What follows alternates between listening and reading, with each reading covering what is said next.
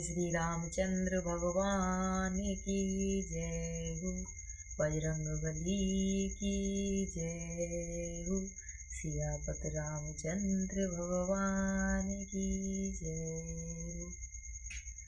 तो महाराज यहाँ पर भगवान को हम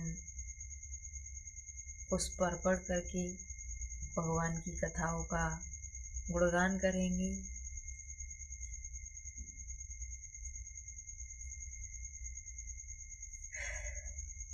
तो महाराज सभी भक्तों को मेरा हाथ जोड़कर नमामि प्रणाम स्वीकार हो।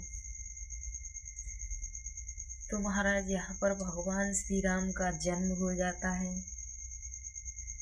और जब भगवान श्री राम का जन्म हो जाता है तो भगवान श्री राम लीलाएं कर रहे होते हैं। जब वो लीलाएं कर रहे होते हैं तो माता भोजन बनाती हैं। भोजन बनाने के बाद जब वह मंदिर में भोग लगाने के लिए या भगवान के प्रसाद चढ़ाने के लिए जाती हैं तो महाराज वहाँ पर वो भगवान श्री राम को देखती हैं।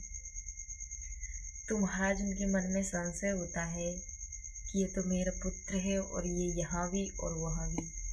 तो दौड़ी दौड़ी भगवान जिस पालने में सो रहे होते हैं उस पालने में देखती हैं तो महाराज वहाँ भी भगवान ही दिखते हैं उनको, और वहाँ भी लाला दिखते हैं और यहाँ भी लाला दिखते हैं। तो महाराज असमंजस में पड़ जाती हैं, और जब मैया असमंजस में पड़ जाती हैं तो कहती हैं ये प्रभु ये कौन सी लीला है। तो भगवान अपना विराट रूप दिखाते हैं। जब भगवान अपना विराट रूप दिखाते हैं तो महाराज मैया घबरा जाती हैं। मैया कहती हैं ये प्रभु ये कौन सी लीला है, मुझे आप ऐसे नहीं चाहिए, मुझे तो आप मेरे ललने ही चाहिए। क्योंकि महाराज जब माँ एक पुत्र को जन्म देती है या अपने बच्चों को या पुत्री को जन्म देती है तो उन पर वह अपना ममतव्य लुटाना चाहती है। क्योंकि महाराज माँ की ममता इतनी अपूर्ण होती है कि ये तो माँ ही समझ सकती है कि एक माँ होना कितना भाग्यशाली का होता है। लेकिन महाराज वर्तमान में बच्चे माँ बाप की कोई कदर नहीं कर रहे हैं। हर माँ बाप 4 बच्चों को पाल लाते हैं, लेकिन उन 4 बच्चों से 2 माँ बाप पाले नहीं जाते। महाराज जब बचपन में माँ एक बेटे को पालती है तो दूसरा बेटा माँ की गोदी में आकर बैठ जाता है और कहता है कि माँ मेरी है और माँ मेरी है। लेकिन महाराज जैसे ही माँ बाप बूढ़े होते हैं, बच्चे बड़े हो जाते हैं, उसके बाद कहते हैं कि माँ तेरी है और माँ तेरी है। महाराज क्या ये सही है?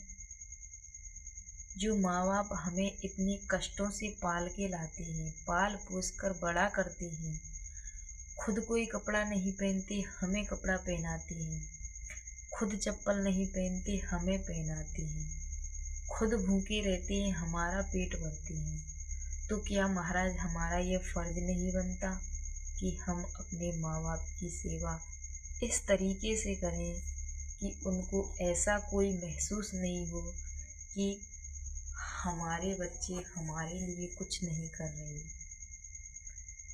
सोचिए महाराज आपका भी बुढ़ापा आएगा, जब आपके बच्चे आपके साथ ऐसा करेंगे तो आपको कैसा लगेगा।